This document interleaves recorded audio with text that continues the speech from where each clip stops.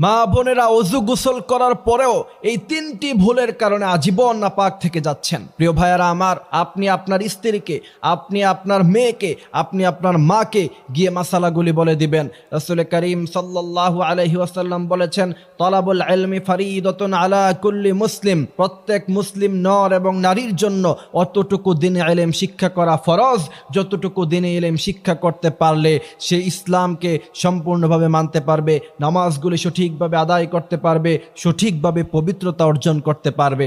আজকে আমরা কিছু ভুলের কারণে, এবং এই ভুলগুলি হর হয়ে যাচ্ছে, এই ভুলগুলির কারণে আমাদের মা বোনেরা নামাজ পড়ছে, নামাজ কবুল হচ্ছে না। আমাদের মা বোনেরা কোরআন তেলাওয়াত করছে, দোয়া করছে, তাসবিহ তাহলিল পড়ছে, তাহাজ্জুদের নামাজ পড়ছে, তাদের কোনো আমল আল্লাহর দরবারে কবুল হচ্ছে না। আল্লাহ রাসূল সাল্লাল্লাহু আলাইহি ওয়াসাল্লাম বলেছেন, ইবাদত কবুল হওয়ার জন্য পূর্ব শর্ত হলো পবিত্রতা অর্জন করা। আল্লাহ